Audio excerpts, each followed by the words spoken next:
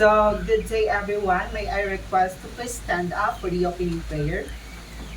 Thank you so much. So, you may now sit down. So, by the way, my name is CJ Ramos. I am accredited competency assessor for the beauty care services, nail care, and CITO. So, today I will orient you in the assessment process to ensure that you clearly understand the procedures and the standards and your right or responsibility as a candidate. So, I would like to acknowledge the presence of our tester representative, Ms. Raven Mata. So, she is here to oversee the conduct of the competency assessment and to check if the conduct is accordance with the prescribed competency assessment methodology and procedures. So, she is here it, to observe, not to assess to you. So, before we proceed, may I inform everybody we are being recorded and in live stream through the CCTV cameras in the TESDA Provincial. So, and TESDA Regional Office. So, I have here your consent, which means that we, including me, agree to be recorded and other terms, including the sharing of your CCTV footage with authorized representatives indicated in this form. So also, I have here with your application forms and self-assessment guides. These are proof that you are willing and ready for the undergo of the assessment. So before I start, let me check the attendance. So once I call your name, please proceed in front and put a signature or attendance sheet, submit your admission slip, and present your valid ID. So may I call on candidate number 1? So here po, and thank you so much. So thank you so much to our first candidate. So your admission slip must contain your photo, signature, and the signature of the assessment center processing officer. So this ensures proper verifications before the assessment begin. So in this moment, we are now in the conducting of the orientation covering. So the first is the context and the purpose of the assessment. So what is the purpose or what is assessment itself? So when we say assessment, it is the process of collecting evidence and making judgment on the whether competency has been achieved. So this assessment process seeks to determine whether the graduate or the worker can perform the standard expected in the workplace based on defined competency standard. So in this competency, we have here three units of competency. So this consists with the basic and common and core competency. So let me reiterate, like the first three is the perform manicure and pedicure, perform hand spa, and perform foot spa. So that is the three qualification or unit of competency under this competency.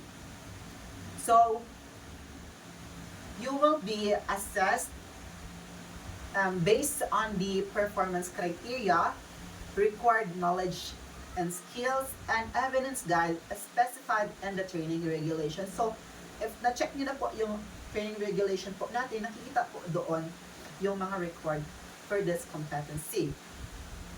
So, now we are now going to proceed to be performed and time limit. So, in this competency, so to prove your competency, you must perform the following four tasks in the performing manicure and pedicure. So we are here to present or specify the first competency under the beauty care services entity. So we have the four elements for it. First is to prepare client. Second, clean and cut nails. Third, apply nail polish. And lastly, perform food services activities. So you must complete all tasks within the prescribed time indicated in the official competency assessment tools, or the CATs. So we are here. Next is the assessment procedures to be undertaken. So the assessment will be conducted through. So we have demonstration with oral questioning, third-party reports, and lastly the portfolio. So all the evidence gathered will be evaluated against the competency standard and documented using the TISDA form, the official TISDA form rather. So now, paano natin i-assess yung candidate natin or kayo? So, the result or your result will be either competent if all the required standards are met in this competency, and not yet competent if the standard is not fully met. So you will receive feedback from me after the assessment regarding your performance. So let us proceed for the religious and medication consideration. So if you have religious practice, regularly accommodations, medical conditions, allergies to chemicals, and physical limitation, please inform me. So before the assessment begins, so that we have a reasonable adjustment can be provided without the following standard. So next is the allowable adjustment. So reasonable adjustment can be made of if you have a specific needs, and long as they don't lower the standard of the assessment. So that is our allowable adjustments. So next is yung mga dapat at hindi dapat natin gawin in this competency. So the do's and don'ts is inside here in our competency assessment center. So first is sa mga dapat gawin, follow the security policy and procedures.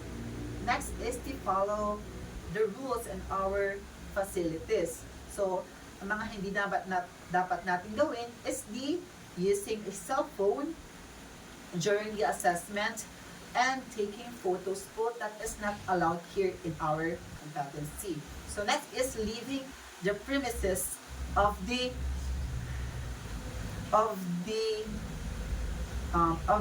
AC without informing the assessor or any staff here in our competency is not allowed, so that hindi tayo makawalan ng mga bagay-bagay na importante sa inyo.